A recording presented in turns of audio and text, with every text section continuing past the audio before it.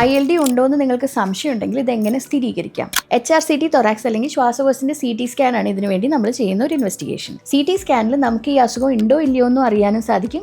ഈ അസുഖത്തിന്റെ നേച്ചർ എന്താണ്, ഏത് തരത്തിലുള്ള ഇൻഡസ്ട്രീഷ്യൽ ലങ് ഡിസീസ് ആണെന്നും അറിയാൻ സാധിക്കും. ഈ അസുഖം ഉണ്ടെന്ന് മനസ്സിലാക്കി കഴിഞ്ഞാൽ നമ്മൾ ഈ അസുഖത്തിന്റെ കാറ്റഗറി മനസ്സിലാക്കാനായി പല രീതിയിലുള്ള ബ്ലഡ് ടെസ്റ്റുകൾ ചെയ്തു നോക്കുന്നതാണ്. ബ്ലഡ് ടെസ്റ്റുകളിലെയും CT സ്കാനിലും ഇത് കംപ്ലീറ്റ് ആയിട്ട് ക്ലിയർ ആവുന്നില്ലെങ്കിൽ നമ്മൾ ലങ്ങിന്റെ ഒരു ബയോപ്സി വരെ എടുത്ത് നോക്കേണ്ടി വന്നേക്കാം. ഇനി നമ്മൾ അസുഖം ഏത് തരത്തിലുള്ളതാണെന്ന് കണ്ടുപിടിച്ചു. ഇതിന്റെ ട്രീറ്റ്മെന്റ് എങ്ങനെയാണ് വരിക? ബ്ലഡിലെ വാദങ്ങളോ അല്ലെങ്കിൽ എന്തെങ്കിലും എക്സ്പോഷർ അസോസിയേറ്റഡ് ആയിട്ടുള്ള ഒരു ILD ആണെങ്കിൽ ഈ എക്സ്പോഷറിനെ ലിമിറ്റ് ചെയ്യുക, ബ്ലഡിലെ വാദത്തിനെ കൺട്രോൾ ചെയ്താൽ തന്നെ അസുഖത്തിൽ നല്ല മാറ്റം ഉണ്ടാവും. അതുകൂടാണ്ട് സ്റ്റിറോയിഡ്സും പിന്നെ ഇമ്മ്യൂണിറ്റി സപ്രസ് ചെയ്യാനുള്ള ചില മരുന്നുകളൊക്കെയാണ് കോമൺ ആയിട്ട് ഇതിൽ യൂസ് ചെയ്യുക. കാരണങ്ങളൊന്നും ഇല്ലാത്ത ILD ആണെങ്കിൽ ആ ഫൈബ്രോസിസിനെ അല്ലെങ്കിൽ ശ്വാസകോശത്തിന്റെ പ്രോഗ്രസീവ് ആയിട്ടുള്ള ചുരുക്കത്തിനെ ലിമിറ്റ് ചെയ്യാനുള്ള ചില ആൻറ്റി ഫൈബ്രോട്ടിക്സ് എന്ന് പറയുന്ന മരുന്നുകളാണ് ഇതിൻ്റെ അകത്ത് ഉപയോഗിക്കുക. അതുകൂടാതെ ശ്വാസകോശത്തിന് ഉണ്ടാകുന്ന ലിമിറ്റേഷൻസ് പ്രിവെൻറ്റ് ചെയ്യാൻ വേണ്ടിയുള്ള പൾമണറി റീഹാബിലിറ്റേഷൻ, ഹാർട്ടിനെ ബാധിക്കാതിരിക്കാനുള്ള ഹാർട്ടിനുള്ള ട്രീറ്റ്മെൻറ്റ്, ഇൻഫെക്ഷൻസ് വരാതിരിക്കാനുള്ള ഇമ്മ്യൂണൈസേഷൻ അല്ലെങ്കിൽ